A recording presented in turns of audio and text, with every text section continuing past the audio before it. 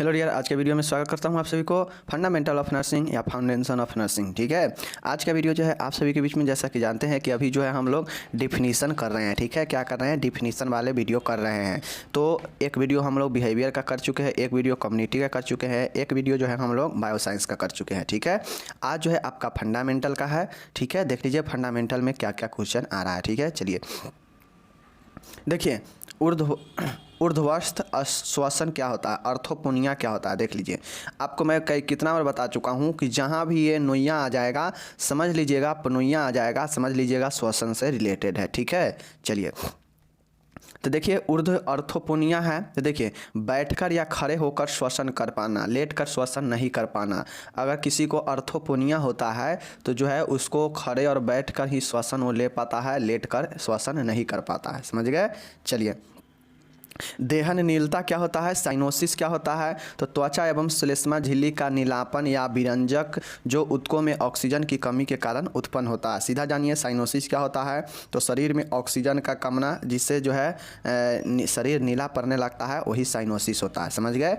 चलिए, डिस्पोनिया क्या होता है? देखिए यहाँ भी पिनिया आ गया, यहाँ भी पोनिया शब्द आ गया, समझ गए ना। लेकिन इससे पहले क्या है? DYS है। तो जहाँ भी जैसे डाइसूरिया आएगा, मैं कितना बार बता चुका हूँ कि जहाँ भी डी मतलब आ जाएगा समझ लीजिएगा। उसके बाद अगर यूरिया लगा हो या पोनिया लगा हो या कार्डिया लगा हो, समझ गए, तो समझ लीजिएगा कि कठिनाई से संबंधित है। समझ गए ना। तो यहाँ पे डी फॉर डिफिकल्ट और पोनिया लगा होगा तो श्वसन, यानी डिस्पोनिया है मतलब कहीं ना कहीं श्वसन में कष्ट है, वही जो है श्वसन में कठिनाई, डिफिकल्ट इन ब्रीदिंग, डिस्पोनिया। समझ गए? चलिए, सिस्टोलिक प्रेशर क्या होता है? जैसा कि आप लोग जानते हैं दो तरह के प्रेशर होता है, सिस्टोलिक और एक होता है डायसिस्टोलिक। ठीक है, सिस्टोलिक क्या होता है देख लीजिए। सिस्टोलिक दाब रक्त द्वारा रक्त वाहिकियों के भित्ति पर लगाए जाने वाला उच्चतम दाब है, जो वेंट्रिकुलर सिस्टोल के दौरान बाएं नीले द्वारा रक्त को महाधमनी में धकेलने के समय लगाया जाता है। ठीक है,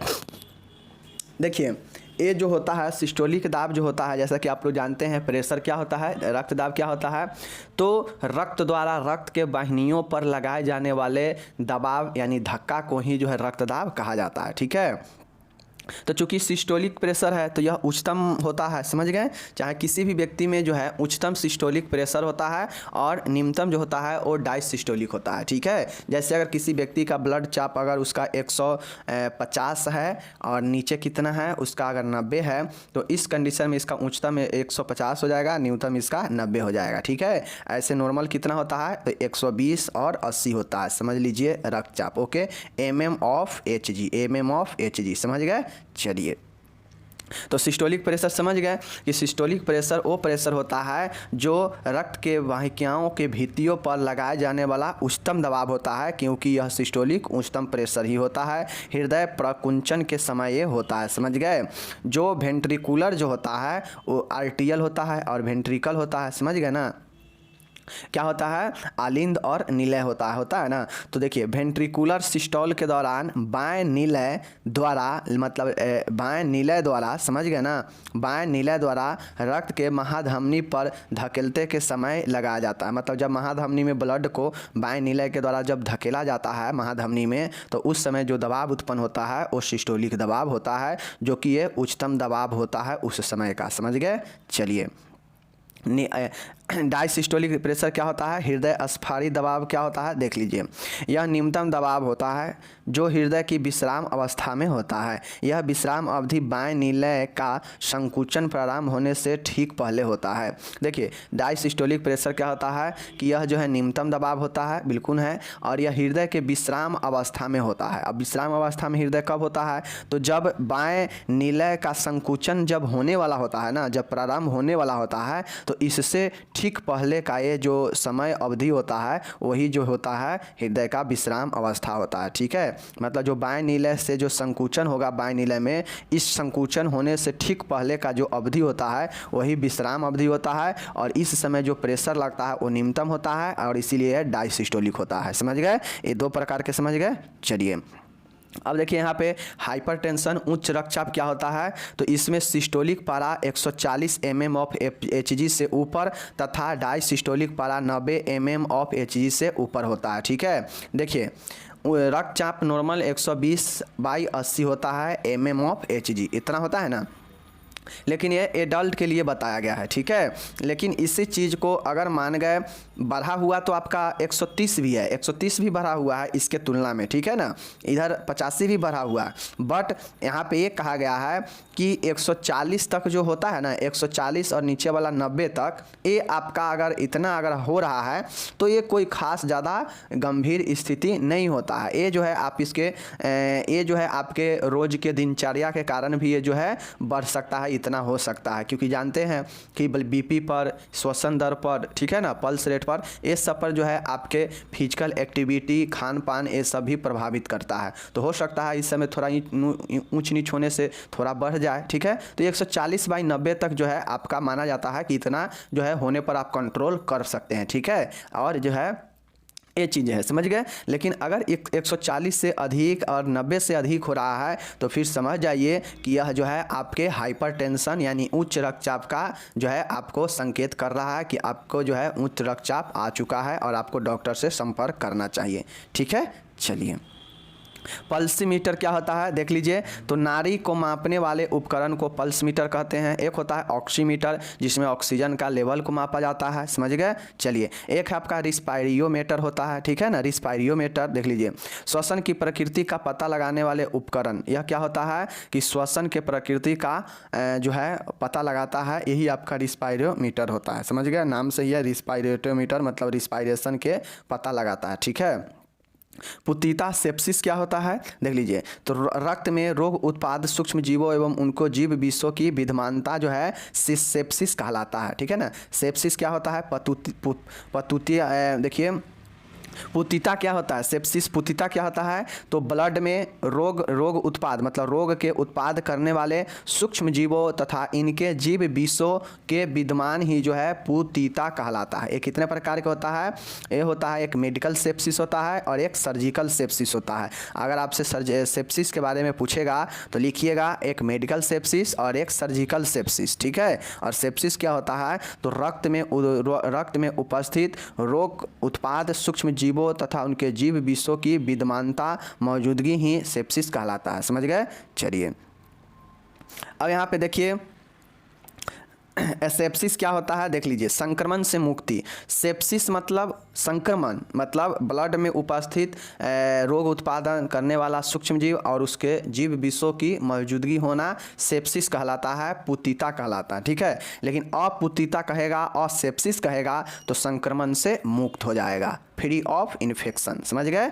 चलिए, संक्रमण क्या होता है देख लीजिए। तो कोई भी रोग उत्पाद करने वाले सूक्ष्म जीव या विषाणु या कवक या जंतु परजीवियों को शरीर में आक्रमण या शरीर में प्रवेश करने से उत्पन्न होने वाले दुष्प्रभाव को ही जो है इन्फेक्शन कहा जाता है, समझ गए। चलिए, जैसे शरीर में कोई सूक्ष्म जीव, वायरस, कवक, विषाणु, परजीवी कोई शरीर में प्रवेश करेगा और प्रवेश करने के बाद उस शरीर में जो है हानिकारक जो है दुष्प्रभाव इफेक्ट डालेगा और वही जो है आपका क्या होगा, इन्फेक्शन, संक्रमण कहलाता है, ठीक है। चलिए, पार संक्रमण, क्रॉस इन्फेक्शन क्या होता है, ये सब इन्फेक्शन का प्रकार है, ठीक है ना। तो आप लोग से एग्जाम में पूछेगा। एक होता है क्रॉस ड्रॉपलेट, ठीक है। तो बहुत प्रकार के इन्फेक्शन देख लीजिए। संक्रमित व्यक्तियों द्वारा दूसरे को संचारित संक्रमण, ठीक है। संक्रमित व्यक्तियों द्वारा एक दूसरे को संचारित संक्रमण। पार संक्रमण क्या होता है, क्रॉस इन्फेक्शन। क्रॉस इन्फेक्शन वे इन्फेक्शन होता है जो इसमें कोई एक व्यक्ति जो पहले से संक्रमित है वो किसी और दूसरे व्यक्ति को फैलाएगा रोग, तो ही जो है पार क्रॉस इन्फेक्शन होता है। क्रॉस मतलब एक से दूसरे में फैलाना, समझ गए।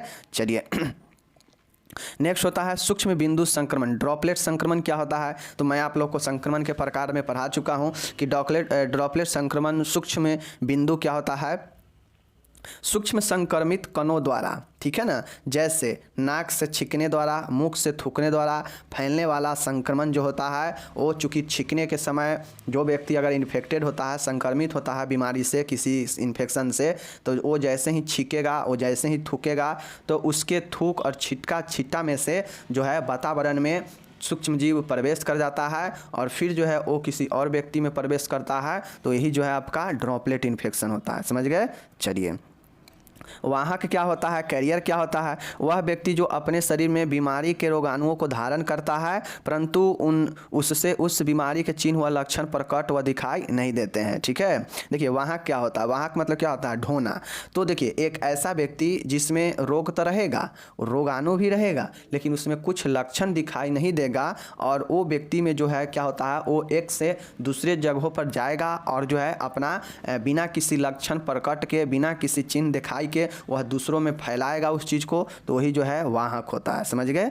चलिए एंटीसेप्टिक क्या होता है, तो आप लोग जानते हैं यह रासायनिक पदार्थ जल मिश्रित पतला विलयन होता है। जो एंटीसेप्टिक होता है आप लोग जानते हैं कि जो आपका पोविडोन ये सब जो होता है, जो घाव के सफाई के लिए देखते होइएगा कि जो मिश्रण द्रव जो लिक्विड होता है वह क्या होता है, यही एंटीसेप्टिक ही रहता है, जिसमें घाव वगैरह के आसपास के खून ऊन या घावों के पीव मवाद को साफ किया जाता है। ठीक है, तो यह एक रासायनिक पदार्थ होता है जो जल मिश्रित पतला विलयन होता है। यह विलयन सूक्ष्म जीवों की वृद्धि एवं बहुगुण को रोकता है। यह जो विलयन होता है सॉल्यूशन, यह सूक्ष्म जीवों के वृद्धि और बहुगुण को, मतलब अनेक गुणों को होने से रोकता है। समझ गए, यही एंटीसेप्टिक होता है। समझ गए। चलिए तो हमारे सामने यहाँ पे है, नेक्स्ट है स्टरलाइजेशन। देखिए मैं तीनों वीडियो अभी तक जो किया हूँ, दो में तो जरूर कर चुका हूँ, बायो साइंस में, कम्युनिटी हेल्थ नर्सिंग में डिसइंफेक्शन और स्टरलाइजेशन जरूर आ गया है। ठीक है, स्टरलाइजेशन को हम लोग कीटाणुनाशन बोलते हैं। ठीक है, देख लीजिए कीटाणुनाशन का अर्थ है सतह एवं वस्तुओं से सभी प्रकार के सूक्ष्म जीवाणुओं को नष्ट करना। ठीक है, देखिए कीटाणुनाशन का अर्थ होता है, नाम से ही स्पष्ट है, कीटाणुनाशन मतलब सतह एवं वस्तुओं से सभी प्रकार के सूक्ष्म जीवों को जो है नष्ट करना, जो है कीटाणुनाशन होता है, स्टरलाइजेशन होता है। समझ गए। तो ये चीज़ें जो है आपको याद रखना पड़ेगा। समझ गए। चलिए ऑटोक्लेविंग क्या होता है, देख लीजिए।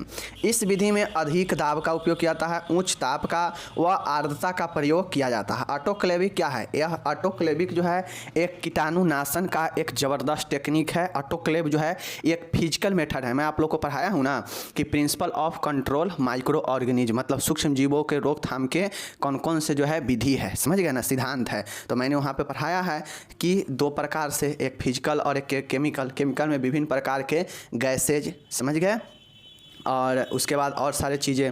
बाकी जो फिजिकल था वहाँ पे सूर्य की रोशनी, वात भट्ठी, गर्म वायु, ठीक है ना। उसके बाद जो है विभिन्न प्रकार के हमने चीज़ें पढ़ाया है जिसमें आपको ऑटोक्लेव भी था। तो ये सब जो है आपका फिजिकल मेथड के अंतर्गत है। समझ गए।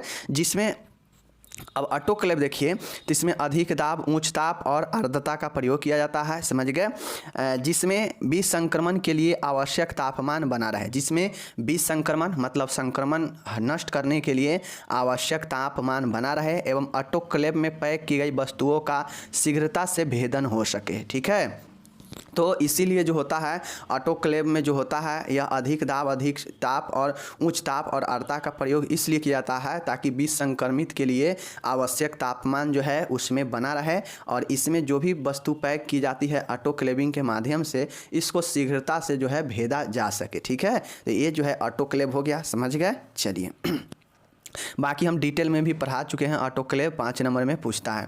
इम्यूनिटी क्या होता है, तो मैं आपको पहले ही बता चुका हूं कि शरीर के रोग उत्पन्न करने वाले जो भी रोग कारक होते हैं, जो भी सूक्ष्म जीव होते हैं, उसके जो है एंटीजन्स को पहचानना, ठीक है, पहचान कर उन्हें नष्ट करना और रोगों के प्रति जो है क्षमता प्रकट करना, यही जो है इम्यूनिटी कहलाता है। रोग प्रतिरोधक मतलब किसी विशेष रोग के प्रति यह एक्टिव होता है। समझ गए। यह सूक्ष्म जीवों के उसके रोग उत्पन्न करने वाले कारकों को, एंटीजन को पहचानता है और उसे नष्ट करता है। समझ गए। ये हमारे शरीर में जो है ये प्राकृतिक रूप में भी होता है और बाहर से भी होता है। जैसे कोरोना के लिए कोरोना का वैक्सीन आया था, जो क्या करता था कि कोरोना जो वायरस था उसके प्रति एक्टिव होता था और उसके जो है पहचानता था कि कौन इसमें शरीर में कोरोना का वायरस है, कौन है, और उसको नष्ट करता था। समझ गए। यानी वह इम्यूनिटी पैदा करता था कोरोना के सूक्ष्म जीवों से लड़ने के लिए। ठीक है। चलिए बैलेंस डाइट अनुत्तेजक आहार क्या होता है। बैलेंस डाइट वह आहार होता है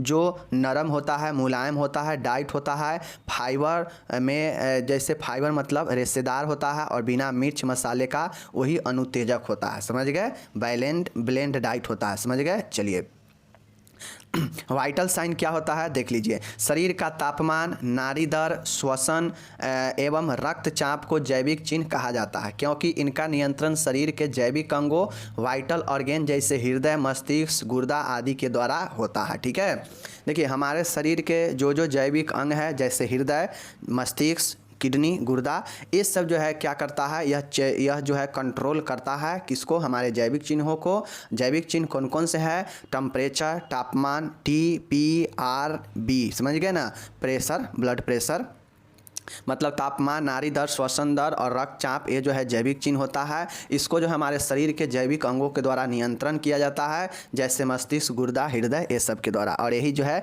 जैविक चिन्ह होता है। जैविक चिन्ह से व्यक्ति के स्वास्थ्य का निर्धारण होता है। जब भी जैविक चिन्ह में परिवर्तन आता है तो व्यक्ति के स्वास्थ्य के प्रति जो है ये दर्शाता है कि व्यक्ति का स्वास्थ्य जो है कैसा है। ठीक है, चलिए तापमान क्या होता है, शरीर के ऊष्मा को इकाई के रूप में अभिव्यक्त करना ही तापमान कहलाता है। Temperature is the degree of body heat. तापमान क्या होता है, तो शरीर में जो हमारा ऊष्मा है उसका एक इकाई तापमान के रूप में ऊष्मा के रूप में अभिव्यक्त करना ही तापमान कहलाता है। ठीक है, डिग्री के रूप में एक इकाई मतलब डिग्री के रूप में व्यक्त करना ही ऊष्मा को शरीर में डिग्री के रूप में व्यक्त करना ही जो है तापमान कहलाता है। समझ गए, चलिए अब यहाँ पे देखिए, शरीर के तापमान के नियंत्रण का केंद्र हाइपोथैलेमस होता है। समझ गए, समान अवस्था में शरीर का तापमान 98.6 फ़ारेनहाइट और 37 डिग्री सेल्सियस होता है। ठीक है, और रेक्टल का कितना होता है, तो 99.6 होता है। ठीक है, तो ये चीज़ें याद रखिएगा। ओके, चलिए नाड़ी क्या होता है देख लीजिए। रक्त परिसंचरण के लिए जब हृदय का बायां निलय लेफ्ट आर्टिकल संकुचित होता है, जब रक्त तरंग धमनी से बलपूर्वक गुजरती है, जिसके कारण धमनी में बारी बारी से उठाव एवं एक्सपेंशन मतलब पतन होता है, अतः धमनी के इस एकांतरित उठाव और पतन को नाड़ी दर कहते हैं। जैसे हृदय है, हृदय के ऊपर आर्टरियम वेंट्रिकल होता है। ठीक है, अब समझिए ये जो बायां निलय होता है, जो आपका लेफ्ट जो वेंट्रिकल है, समझ गए, ये क्या करता है कि ब्लड को इस चैम्बर से जो है क्या करेगा, भेजेगा कहाँ पे, धमनी में। अब ये धमनी में भेजेगा तो ये बलपूर्वक क्या करता है, प्रेशर करता है। तो ये जो वेंट्रिकल होता है प्रेशर करते समय संकुचित होता है। तो जब ये वाला संकुचित होता है तो संकुचित होने का मतलब है कि ये लेफ्ट वेंट्रिकल क्या हो गया कि ये प्रेशर लगा रहा है, बलपूर्वक जो है धमनी में ब्लड को धकेल रहा है। अब ये जो ब्लड धकेलता है तो ये ब्लड ऐसा नहीं होता है कि ब्लड सीधा धकेला जाता है, चला जाता है। अब ये धकेलेगा तो जो है ऐसे ऐसे ऐसे करके ये जाता है, मतलब जो है क्या होता है कि इस ब्लड में धकेलने के क्रम में उतार और चढ़ाव मतलब पतन और गिरावट और जो है ये चीज़ें होता है। यही जो है आपका क्या होता है, नाड़ी होता है। समझ गए, उठाव, बारी बारी से उठाव और पतन, फॉल और रिकॉल जो है आपका क्या कहलाता है, नाड़ी कहलाता है। समझ गए, चलिए ब्लड प्रेशर क्या होता है ऊपर ही बता दिए हैं कि रक्त वाहिनियों में बहने वाले ब्लड के द्वारा रक्त वाहिनियों के दीवार पर लगाए गए दबाव को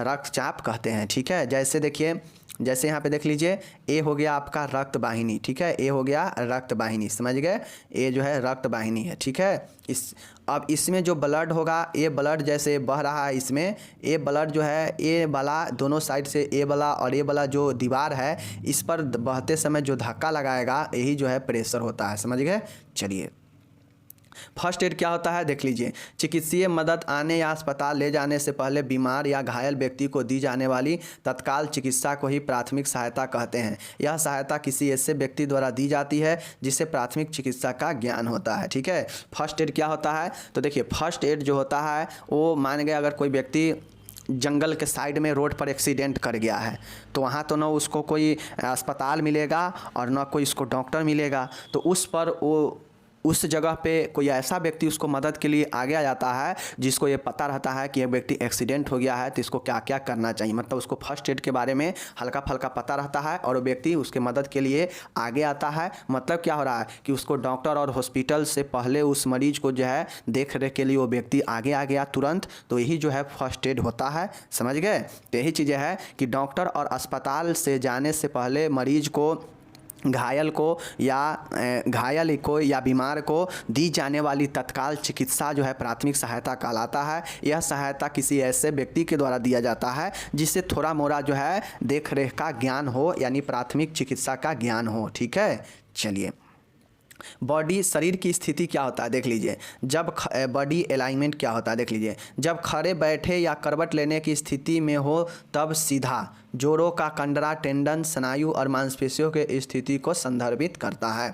ठीक है, देखिए शरीर की स्थिति क्या होता है। जब खड़े बैठे या करवट लेने की स्थिति में हो तब सीध जोड़ों, कंडरा, स्नायु और मांसपेशी की स्थिति को संदर्भित करता है। शरीर की स्थिति क्या होता है, खड़े रहने, बैठे, करवट लेने, सीधा, समझ गए, जोड़ों के कंडरा, स्नायु, मांसपेशियाँ, ये सब जो है आपके स्थिति को संदर्भित करता है, बॉडी के अलाइनमेंट को बताता है कि शरीर जो है कंडरा, स्नायु, लिंगामेंट, मांसपेशी, ये आपको बताता है कि शरीर आपका किस सिद्ध में है, या बैठा है, या करवट लिया है, या खड़ा है। इसी अनुसार से जो है आपका लिंगामेंट, टेंडन और मांसपेशियाँ भी बदलते रहता है, समझ गए। तो यही शरीर की स्थिति होता है। ओके, आसन क्या होता है, तो बैठने, खड़े रहने, चलने या लेटने के समय शरीर के विभिन्न भाग जिस अवस्था में रहते हैं उसे आसन कहते हैं। देखिए, चाहे हम बैठे हुए हैं, चाहे हम खड़े हैं, चाहे हम चल रहे हैं, चाहे हम लेटे हुए हैं, तो इस कंडीशन में इस समय शरीर का विभिन्न भाग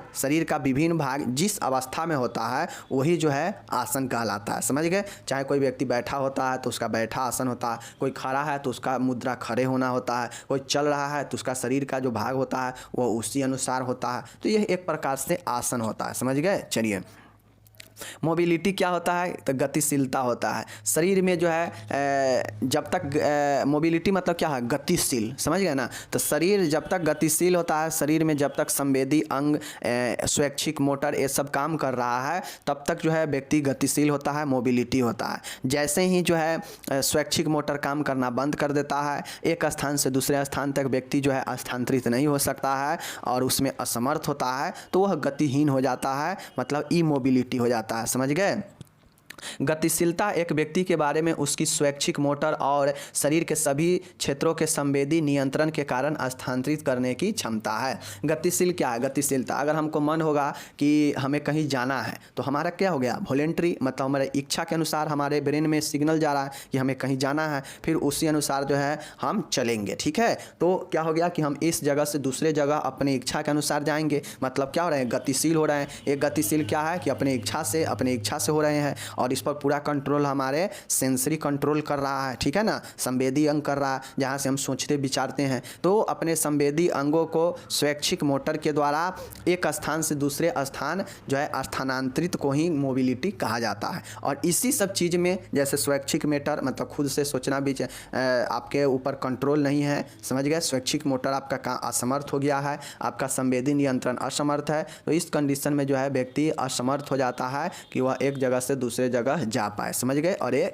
गतिहीनता, इमोबिलिटी होता है, समझ गए। चलिए नेक्स्ट यहाँ पे देखिएगा, कुबरापन है, समझ गए। कुबरापन मतलब होता है काइफोसिस। देख लीजिए, मेरुदंड का वक्षीय क्षेत्र अत्यधिक हो जाता है, अर्थात उभार निकल जाता है। कुबरापन क्या होता है, तो देखते होइएगा कोई व्यक्ति जो होता है उसके जो है गर्दन से नीचे पीठ के आसपास जो है उसको शरीर पर जो है एक उभार सा रहता है, समझ गए ना। तो यही जो है उसका क्या होता है, कुबरापन होता है, जो निकला हुआ होता है, समझ गए। कौन निकला होता है, स्पाइनल कॉर्ड का वक्षीय क्षेत्र अत्यधिक बड़ा हो जाता है, उभार आ जाता है, और वही कुबरापन काइफोसिस होता है, समझ गए। चलिए आपसे पूछेगा कुबरापन को क्या कहते हैं, काइफोसिस, याद रखिएगा। लॉर्डोसिस क्या होता है, मेरुदंड के आगों की ओर मुड़ जाना, जो curvature of the lumbar spine, ठीक है। अब आप लोगों को पता होगा कि जो कुब्रता होता है वह जो है 2-3 प्रकार से होता है। एक कुब्रता होता है कि आगे की तरफ धंसा हुआ होता है, सीना जो होगा आगे की तरफ निकला होगा, ठीक है। और एक होगा जो कि उसके पीछे की तरफ निकला होगा, ठीक है, तो वो हो गया, समझ गए। तो यही सब अग्र कुब्रता मतलब मेरुदंड का झुकाव आगे की तरफ होगा, मतलब आगे वाला भाग में उभरापन आएगा, तो वो अग्र कुब्रता होगा, समझ गए। लॉर्डोसिस जिसको बोलते हैं। और स्कोलियोसिस क्या होता है, स्कोलियोसिस क्या होता है, पार्श्व कुब्रता, कशेरुक दंड की वर्टेब्रा कॉलम की पार्श्विक वक्रता, समझ गए। जो वर्टेब्रा कॉलम होता है, इस वर्टेब्रल में पीछे की ओर जो है पीछे की ओर झुकाव आ जाएगा, तो यही जो है आपका स्कोलोरोसिस होगा। जैसे कि आप लोग देखते होइएगा कि किसी को कुबर निकला हुआ होता है तो उसका या तो चेस्ट बहुत ज़्यादा आगे की तरफ झुका हुआ होगा तो ये अग्रकुप्ता लॉर्डोसिस होगा। अगर किसी को पीछे की तरफ झुका हुआ होगा, पीठ निकला हुआ होगा उभार, तो उसको जो है क्या होता है, पार्श्व कुब्रता होता है, समझ गए, स्कोलियोसिस होता है। और जिसको इस टाइप से अगर आगे या पीछे कहीं निकला देखे तो इसे काइफोसिस मतलब कुब्रता कहते हैं, समझ गए, शरीर में उभार को, समझ गए। चलिए विकृति क्या होता है देख लीजिए, डिफॉर्मिटी क्या होता है देख लीजिए, पूर्व में समान रूप से बने किसी भाग की आकृति में होने वाले परिवर्तन। जैसे शरीर में हमारा जो है विकृति डिफॉर्मिटी क्या होता है कि हम जो जन्म लिए हैं या कोई व्यक्ति जन्म लेता है तो एक नॉर्मल शेप के साथ जन्म लेता है, ठीक है, लेकिन किसी कारणवश किसी भी चीज़ से जो है आगे चल के शरीर के भाग में जो है परिवर्तन आता है, उसके आकृति में कोई परिवर्तन हो जाता है, तो यही जो है डिफॉर्मिटी यानी विकृति होता है, समझ गए।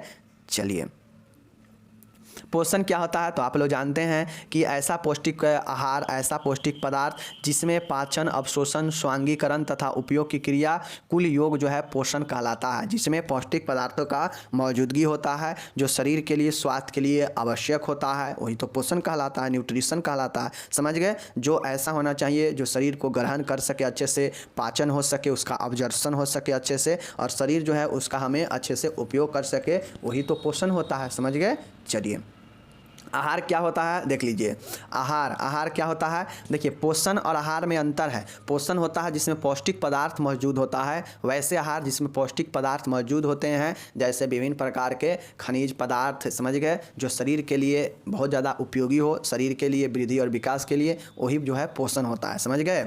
आहार क्या होता है देख लीजिए, किसी व्यक्ति द्वारा नियमित रूप से प्रतिदिन ग्रहण किए जाने वाले ठोस एवं द्रव पदार्थ आहार होता है। देखिए आहार क्या होता है तो कोई व्यक्ति देखते होइएगा पानी, जल, दूध, दही, मक्खन, भात, रोटी, दाल, ये सब जो है डेली लोग जो है ग्रहण करता है, ठीक है। तो यही सब जो होता है तरल और ठोस के रूप में जो प्रतिदिन व्यक्ति अपने नियमित प्रतिदिन ग्रहण करते हैं, यही जो है आहार कहलाता है, समझ गए।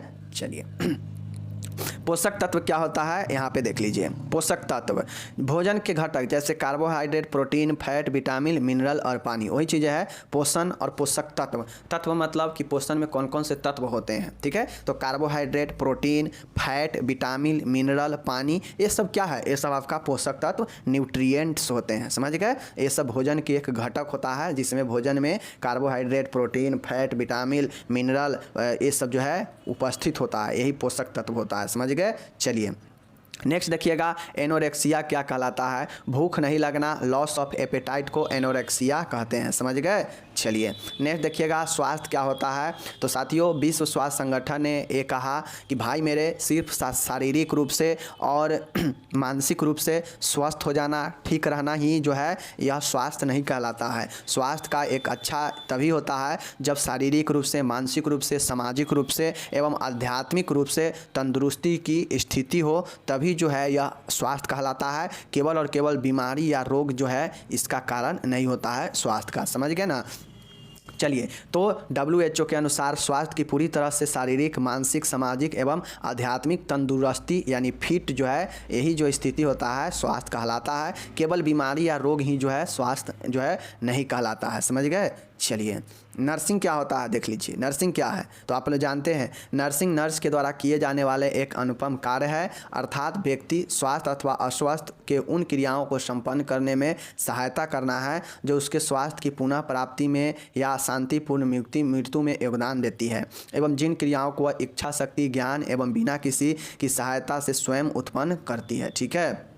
देखिए नर्सिंग क्या होता है तो नर्सिंग जो होता है यह एक नर्स के द्वारा की जाने वाली एक अनुपम कार्य होता है जिसके तहत जो है व्यक्ति, चाहे वो व्यक्ति स्वस्थ हो या अस्वस्थ हो, ठीक है, उनके कामों को जो है नर्स के द्वारा संपन्न कराया जाता है, सहायता किया जाता है उनके स्वास्थ्य को वृद्धि के लिए, अति सुंदर स्वास्थ्य बनाने के लिए, ठीक है। तो यही जो है होता है नर्सिंग होता है, जिसमें जो है व्यक्ति को, मरीज को नर्स जो है हेल्प करती है, मदद करती है उसके स्वास्थ्य को उच्चतम स्तर प्राप्त कराने में, समझ गए। देख रेख ये सारे चीज़ें जो है नर्सिंग के अंतर्गत ही नर्स के द्वारा किया जाता है, जिसमें उपचारात्मक, निदानात्मक तथा सुरक्षात्मक तरीका नर्स के द्वारा अपनाया जाता है नर्सिंग में, समझ गए। और इसके द्वारा व्यक्ति को या तो अच्छे स्वास्थ्य प्राप्त कराने में मदद किया जाता है, या फिर जो है अगर कोई मृत्यु का निकट है तो उससे शांति प्रिय मृत्यु हो, इसके लिए जो है उससे देखरेख और मदद किया जाता है, समझ गए। तो यही जो है एक नर्सिंग होता है, समझ गए चीज़ को। चलिए अब यहाँ पे एक देखिए प्रोफेशनल नर्स क्या होता है, देख लीजिए। व्यावसायिक नर्स वह नर्स होती है जिसने किसी मान्यता प्राप्त नर्सिंग स्कूल या कॉलेज से डिग्री अथवा डिप्लोमा प्राप्त किया हो एवं संबंधित नर्सिंग काउंसिल से रजिस्टर्ड हो। देखिए व्यावसायिक नर्स प्रोफेशनल नर्स वही नर्स होती है जिसके पास जो है आधारभूत, जिसके पास वैलिड डिग्री हो, चाहे वो डिग्री नर्सिंग कॉलेज या स्कूल से ली हो, चाहे वो डिग्री हो या डिप्लोमा प्राप्त की हो, और साथ में संबंधित स्टेट से नर्सिंग काउंसिल से रजिस्टर्ड हो, तो ही एक प्रोफेशनल नर्स कहलाती है, समझ गए। चलिए ऐसा नहीं है कि कोई नर्स के काम करने लगेगा तो नर्स ही कहा जाएगा, ऐसा नहीं होता है, समझ गए। चलिए रोग क्या होता है, देख लीजिए। बीमारी या अस्वस्थता एक ऐसी अवस्था है जिसमें शरीर या शरीर के किसी भी अंग के कार्य करने में बाधा उत्पन्न होता है, यही जो है रोग होता है। रोग क्या होता है, तो रोग एक ऐसी अवस्था होता है जिसमें रोगी के या व्यक्ति के शरीर जो है या शरीर के कोई अंग जो है कार्य करने में प्रभावित होता है, बाधित होता है, और वो जो है शरीर के वो अंग या शरीर व्यक्ति का संपूर्ण शरीर या किसी एक अंग जो है सही से काम नहीं कर पाता है, और वही जो है रोग कहलाता है, समझ गए। या प्रभावित होता है अंग तो ही रोग कहलाता है, समझ गए। चलिए तो आपका यहाँ पे FON जो है आपका यहाँ पे समाप्त होता है, मतलब FON का फर्स्ट वीडियो समाप्त होता है। इसका एक और वीडियो आएगा तो आप लोग देखिएगा, ठीक है, और प्यार आशीर्वाद दीजिएगा। बाकी हम लोग मिलेंगे अगले वीडियो में, क्योंकि ये सब बहुत महत्वपूर्ण है इसलिए मैं करा रहा हूँ। ये आपको लॉन्ग शॉर्ट क्वेश्चन सब में मदद करता है, समझ गए, लिखने में, ठीक है। चलिए मिलेंगे अगले वीडियो में, धन्यवाद।